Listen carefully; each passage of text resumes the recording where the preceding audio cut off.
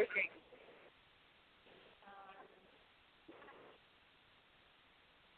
Hey everybody, and thank you for being together. Today we are going to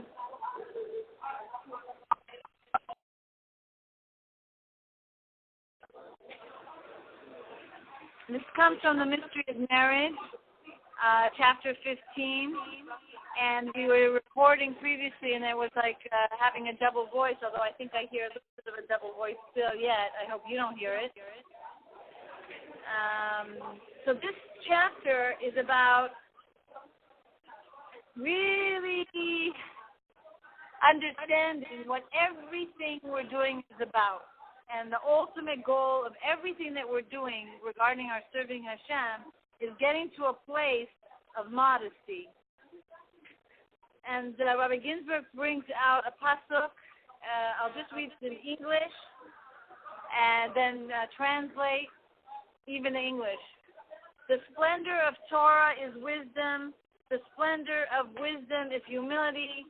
The splendor of humility is The splendor of is a mitzvah. The splendor of a mitzvah is its modesty. So basically, why are we learning Torah? So we'll have wisdom. Why do we want to have wisdom? So we will have humility. Why do we want to have humility? So that we'll have awe of Hashem. But why do we want to have awe of Hashem? So that we will be able to do His mitzvahs. Because we'll see He's so great, He's so awesome, like for sure I want to do what He wants me to do. Now why do I want to do the mitzvah? So that I'll reach a level of modesty. So we see here that everything we're doing is leading to the ultimate end of a byproduct of something Hashem wants us to attain. And if you notice, there's humility and there's modesty. What's the difference? And why is modesty the apex, the highest level that we reach in our service of Hashem? So, and this is brought from Derech Eretz Zuta, and another pasuk is brought from Derech Eretz Zuta. It says, "It has been told to you, O man, what is good, and what God asks of you, only that you do justice, love kindness, and walk modestly with your God." So here again we see modesty is like the end result of all that we're doing. So why is the mitzvah of modesty, out of all 613 mitzvahs, the peak of where we want to get to? So first of all, we have to know, what does the word mitzvah mean and what does the word modesty mean? The word mitzvah means being attached, connected. So usually everything that we do, whether it's between Hashem and ourselves, we attach ourselves to Hashem. And even when it's a mitzvah between Adam and Chavero, it's one, attaching your soul to their soul, and as well as attaching yourself to Hashem. So, because most people think modesty is tznius, and it's like how you dress. Of course that is true, but it's not the whole picture of modesty. Of course it's how you speak, and not necessarily in a loud voice, or not theistic voice, and you have to work on being like, with a softer voice and more tznius, but it's also in your inner garment of how you think. So, of course you want to move modestly. You don't want to attract undue attention to yourself. But modesty in speech is not like how loud your voice is. How much are you overly referring to yourself? Meaning sometimes you'll even totally engage in discussion about yourself, but in a negative way. I'm such a loser. I can't remember things. I need to fix this. I'm not good with that. How I speak to my husband. I. So that's also not modest. You're thinking too much of yourself. Like, Now also, modesty in thought is not just all of a sudden thinking about yourself and how great you are. Oh, I'm so amazing. I'm so talented. I do this. I do that. And even if you don't tell it to other people, it could be lingering in your mind. But there's also too much thinking about yourself of what's not good about you is also not modest, because you're so self-absorbed and all you think about is you, even in your wanting to please Hashem and being a better person. So the ultimate expression in your thoughts should be in the way you think not about yourself. Meaning, don't self-absorb on what's not right with you either. That's also not modest, because you're too fixated on you. So we really have to negate our self-focus, and that's modesty. Now, when you're trying to nullify yourself, meaning you're deliberately trying to self-orient yourself to a level of humility, that is different than modesty. Anava, humbleness, is the I that's trying to get humble. The I that's trying to be not so self-absorbed. The I that wants to be less aggressive, less sad. It's still an I. And that's still not a highest level of modesty. So even when a person's trying to get rid of his ego, it's still some entity called I trying to get rid of the I.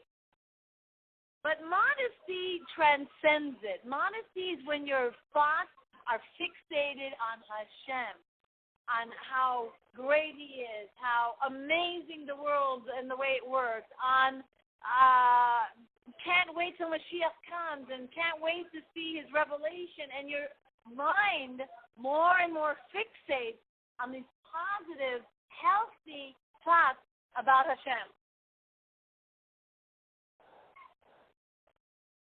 So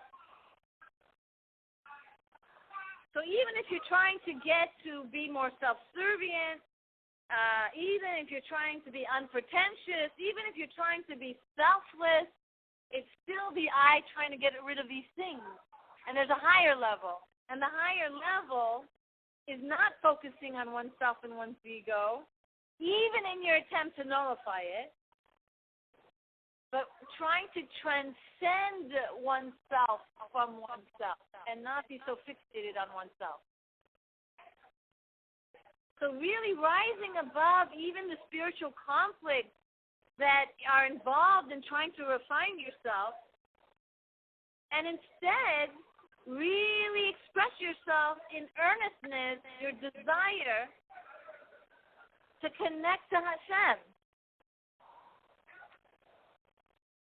The more you're simply devoted to Hashem,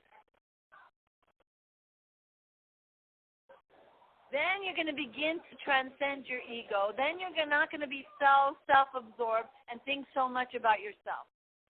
Because even though you're thinking so much about yourself for the sake of Hashem, it then gets in your way, because then it's always there. And then when you're dealing with your husband and your wishes and your wants, and when you're dealing with your children and your goals for them and what you want from them and the respect you feel you deserve from them, your I is so activated that it gets enmeshed in every part of every other relationship you have.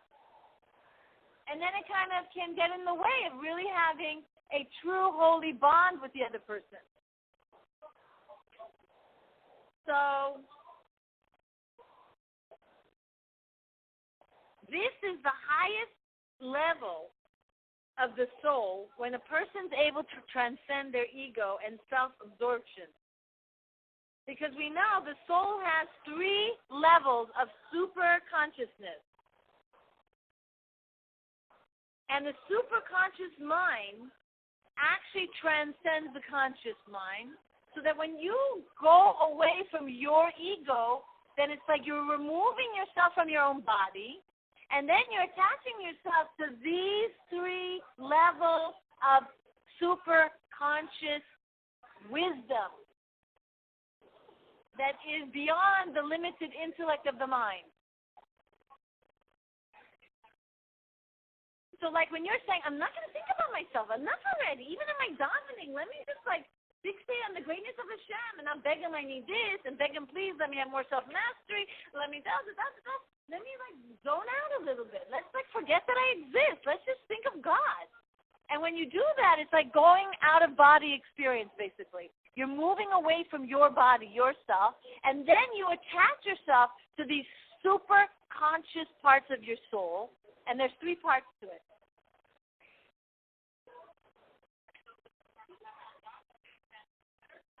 You'll see, yeah. It says here, the lowest level of our superconscious is our will. And this is our desire for self-preservation. And it definitely is the source that gives us the desire to enhance and improve our lives and to really actualize the potential that God gave us. All the good things that we have get activated from this power of our superconscious power.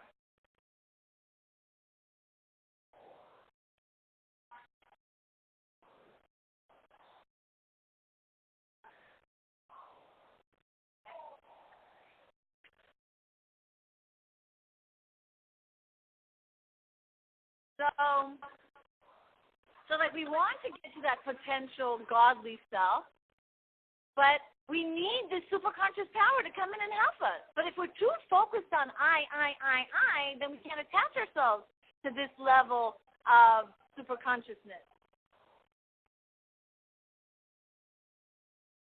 So now, our superconscious powers are not localized in any part of our body. And so it's really above the conscious powers, and it really has a dominance over our conscious powers. But if we're too enmeshed in our own ego, then we get lodged into that state, and then we can't really access the superconscious powers.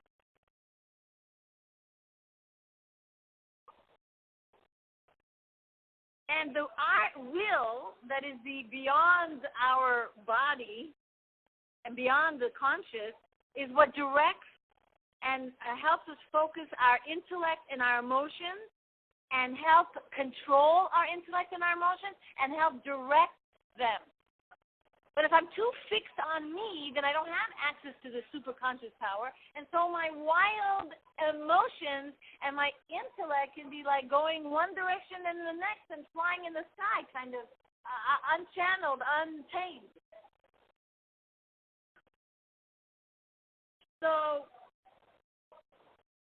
really we need access to our superconscious powers to have self-fulfillment and self-actualization.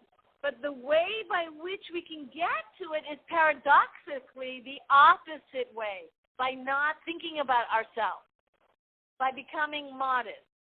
It's like if you think like, oh, I want to get warm, so of course I'm going to put the oven on.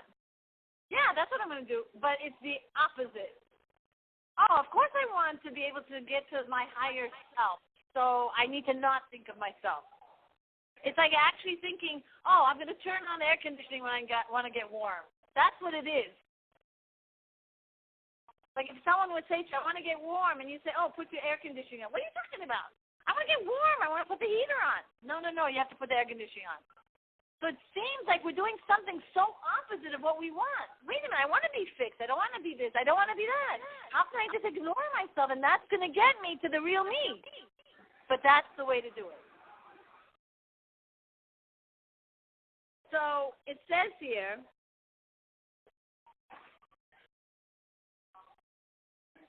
so by being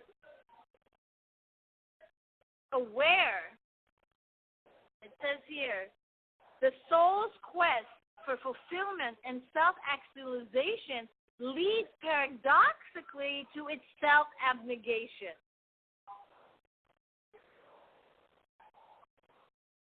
So, because then a person will be able to be more and more absorbed into the greater reality of divinity when they don't think about themselves.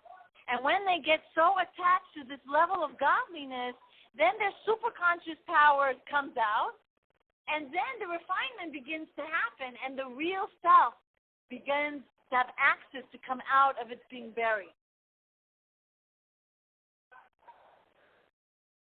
So the more you use your mind to think of God and how everything is nothing and only God exists, you'll start not feeling the weight of your ego. You'll become free of it. And then you won't be subservient to materialism. And this level of weightlessness, because you're not so self-absorbed on yourself, will give you a sense of serenity, because nothingness is serenity. Because then you have room for God to be in your life when you become that nothing.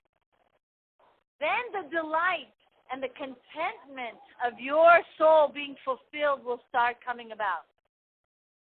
It's like, imagine if I had a cup and it's full of like putrid, soured, vinegary orange juice. Now you want to drink real fresh squeezed orange juice. What do you have to do? You have to remove the rotten stuff, right?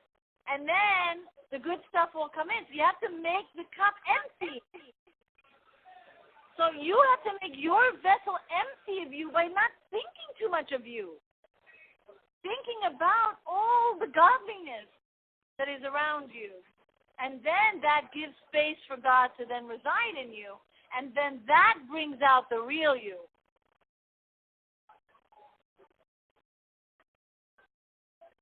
Because the more you remove away from yourself, the more you attach yourself to God. That's the conclusion of you moving from your total awareness of self to then getting the byproduct of being able to be aware of God more. And it says here, there's a pasuk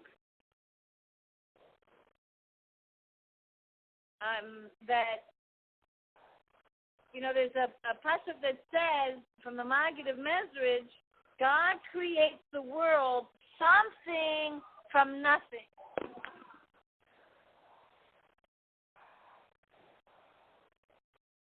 Something from nothing. Aha!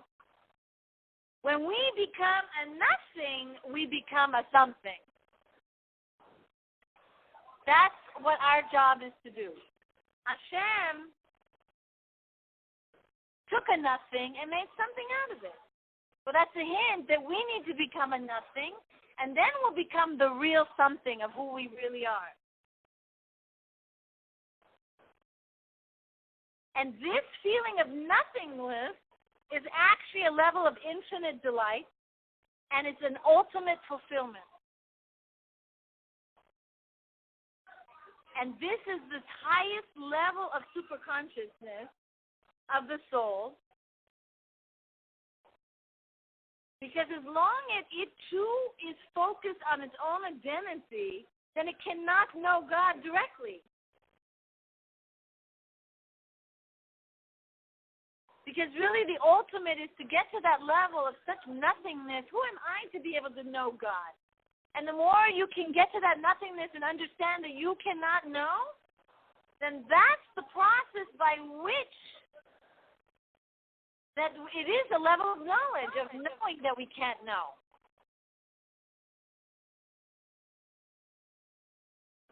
So knowing that we cannot know intellectually brings the true experiential experience of being able to have some awareness of God.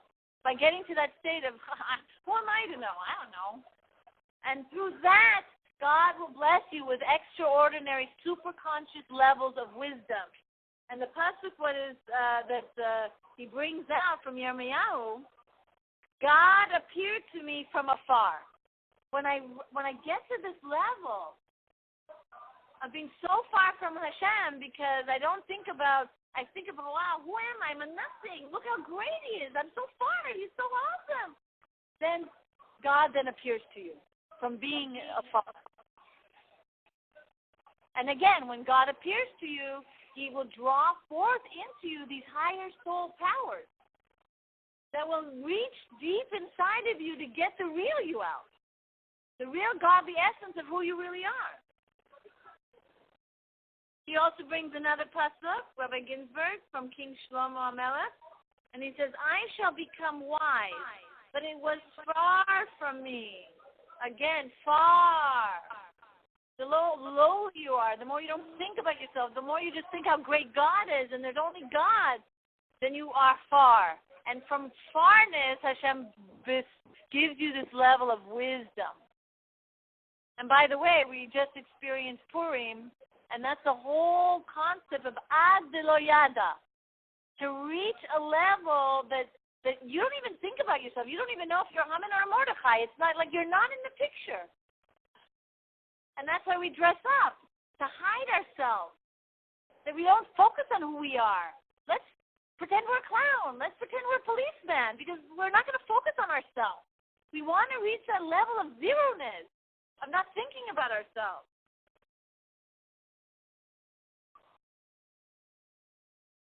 So, and that's why if you look at many stories in the Tanakh, we'll see the same thing over and over again. And let's start off with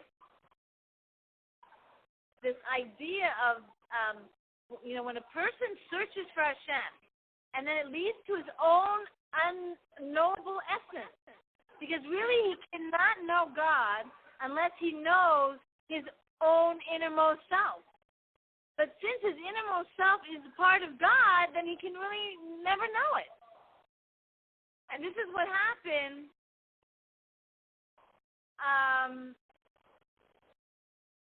when Moshe Rabbeinu asked Hashem, please, I want to see your face. And Hashem says, no, you can only see my back. And Kabbalah explains it as follows. It's that God was saying that in order for you to see my face, you have to see the back. What's the back of me? The back of me is your inner self. Like, here's your front of you, the way you behave, the way you think, but deep inside in the back of you is your true essence. You'll never get to know me, Hashem says, unless you find your back, your inner essence. Once you find your inner essence, that's who I am, and you'll get to know me. So it says here,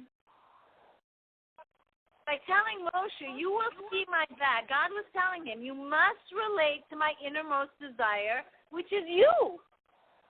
From this you will understand then to see my face.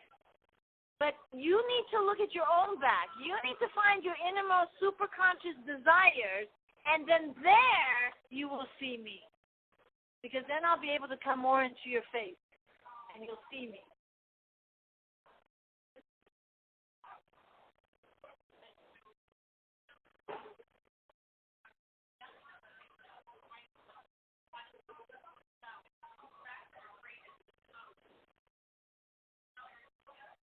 I have a question here, yes.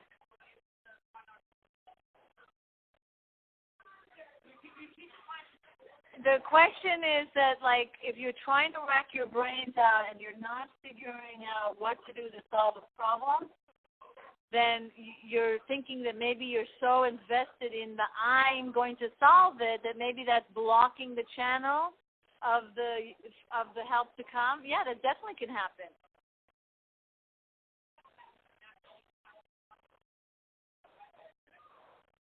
Yeah, I believe so. Like, for instance, I'll give you an example that's not related but related. Imagine a man has, like, this crisis with finances. He's thinking what he's going to do. He's eating them up. He can't sleep, and then he goes 10 hours more to work. I'm to solve it. But by being an I am going to solve it, it in fact clogs the channels of all the brachas that were decreed for him to come during Yom Kippur and Rosh Hashanah. Because he's so invested in thinking he is going to do it. Just like I am Pharaoh and I made the river. Like it's as if he's the one. And then that actually blocks the channels of the blessing that he was supposed to get from last year's all the good that he did. So the solution is bitachon. And that's going to be a lot what I'm going to speak about Wednesday night. Whoever is hearing this in the Neshei Chabad event, that, you know, so, and there's a pasuk in Tehillim, Nun Hey, Shlach, it's Hashlach. You know, send your burdens to Hashem. Not only your physical burdens, how I'm going to eat. He will be my kakala. He will bring me my sustenance, but also he will be my keli. He will give me the spiritual wherewithal to handle and give me the ideas and all the solutions to what I need to fix in my life. Yeah. So the idea, yes, too much I-ness can block a lot of blessings. And this is the next story that Rabbi Ginsburg brings out from Rivka. When Rivka was finding out that Yaakov was going to, when Yitzchak was going to give his son the blessing, and Rivka wanted the best scenario for Yaakov to be able to get maximum blessings. So Chassidus teaches us that these blessings were really connected to the 10 sayings of creation, to the 10 commandments of the Torah, and she really wanted her son to be able to get them all. So what did she have him do? Dress up like Esau. You want to really get the blessings? Hide yourself. Be a nothing. Be that zero. So the dressing up of Esau's clothing on Yaakov represents our ability to receive maximum blessings when we get rid of our I, when we reach a level of modesty.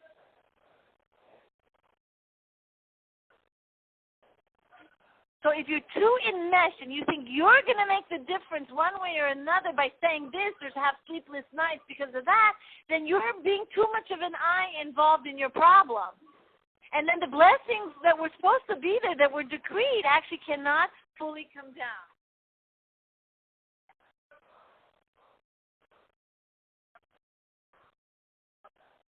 Again, the message is being a not I will draw down the biggest brachas in your life.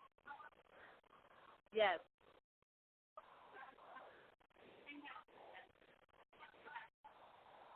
So by knowing that this is our goal, that's half the cure. By knowing that this is the avenue by which Hashem is going to send down to us all the spiritual as well as material blessings to us, by working on catching yourself when you're too much into your I mode and say, hey, enough. Not because I want the channels to be able to get all these good things, although, Yetzirah, I'm going to try to convince you to get off my back because I know you want the good things in life. Not because of that, but you can use it as a weapon against your Yetzirah and your animal soul. But that's the avenue by which you experience divine ecstasy of not being and the ecstasy of getting attached to these higher soul super conscious powers of yours to free you to use the gifts that God gave you. As Alter Rebbe says in Tanya, what is personal geula? When you're free to use the talents and gifts that God gave you. You have Avat Hashem. You have Yirat Hashem. You have the ability to be kind and loving and all these amazing gifts that Hashem gave you. And this will release you to be able to attach yourself to these gifts and to be free in this world to experience these good things for Hashem's sake. And Rivka, when she was giving these blessings, wanting Yaakov to get these blessings, she realized that these blessings are so sublime. And they were too sublime to be received directly. Only by elevating Yaakov to the level of a nothingness, by covering himself up with Esau's clothing, by negating his awareness of who he is, would he be able to then really receive these gifts? And that's why she dressed him up. Because imagine, nothing is more concealing than clothing yourself in one's opposite. So when he put Esau's clothing, it was like a representation of the opposite of who he is. Like almost taking upon Esau's personality on top of his. So when you hide your true identity, it's really a level of the highest level of modesty. And that's when we are worthy to receive the greatest blessing. So then, really the true purpose of becoming modest is not to conceal, but to reveal the hidden dimensions of one's spouse's inner essence as well. Now he's going to bring it to marriage. And he's going to give the story of really the only way you can know your real spouse is by knowing your real self. And the only way in knowing the real self is by not being an I, becoming modest. Just like the only way I can know Hashem is by knowing my real self. But the only way I can know my real self is by not being myself and removing myself from self. Then I can know Hashem. And it's the same thing with marriage. And he brings out the story of Adam and Chava. Adam and Chava,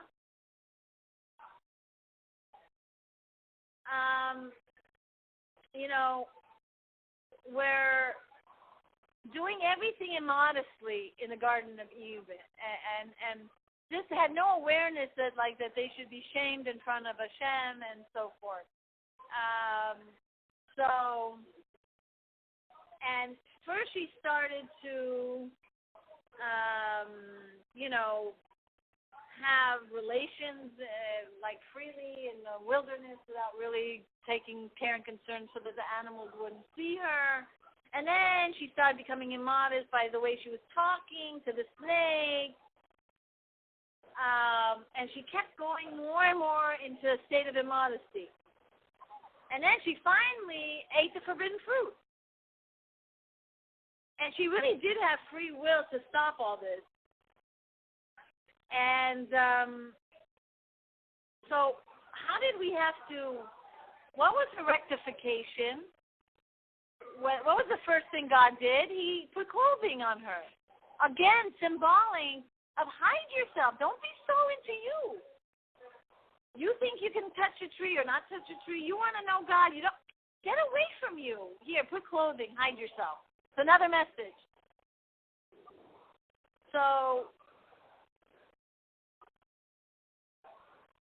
And so by God clothing them, it was like symbolic of, again, work on being modest. Don't be so self-absorbed. And the next story that is brought up is Ruth and Boaz.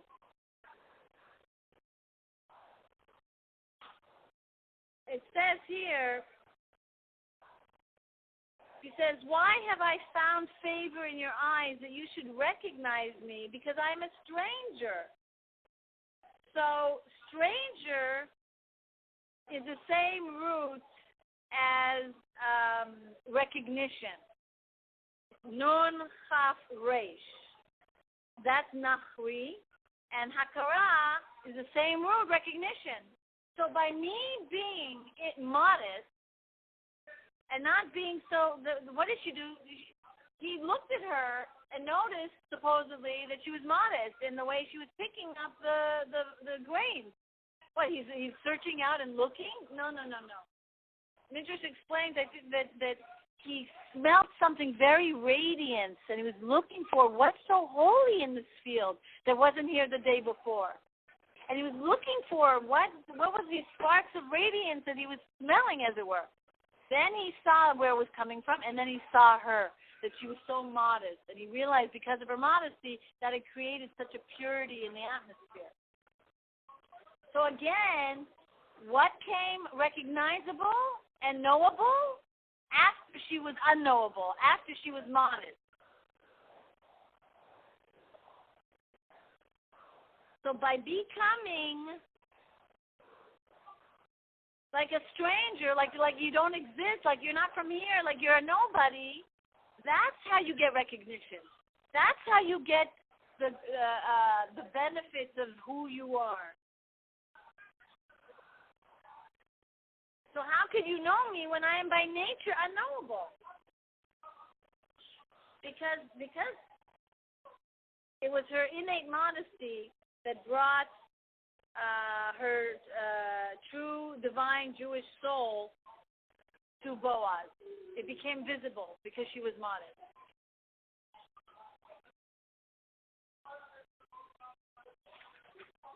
So we'll stop here, and we will understand that the more we understand that our goal is to be modest and not think of ourselves, when we daven, more and more meditate on His greatness. When opportunities come to do chesed, think about God and what great goodness will come to the world for His sake. When there's your own private moments of bashing yourself out, say, stop it, I'm not going to think of myself anymore. Okay, I'm not perfect, God made me that way, end of story. I'm not going to so self-absorbed on why I'm not this and I'm not that and I don't have faith and I don't have that and I don't have this. When you catch yourself demanding something from your spouse or to your child, that it should be this way or I think I know better, and even if you really do know better, stop thinking about it and don't let it get you to a state of aggressiveness and wanting even the holiness to come into your life. Be a little more relaxed. Depend more on God. Depend more on His management skills and not your own. By super micromanaging everything that should be done and should not be done and be so self-absorbed. And then take the time to submit your will to Hashem. I have to get the cooking done. I have to do this. I have to do.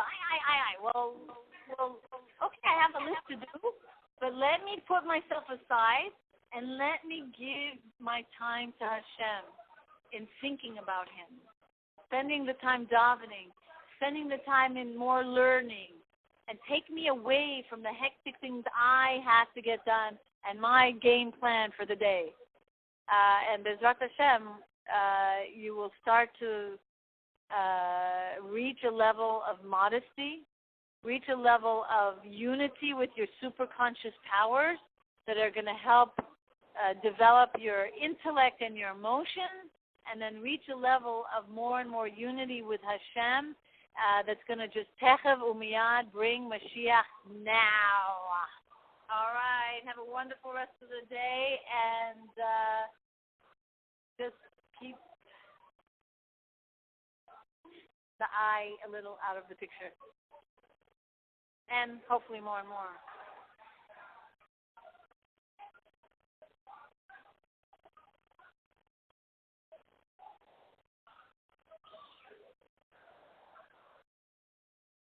Wow.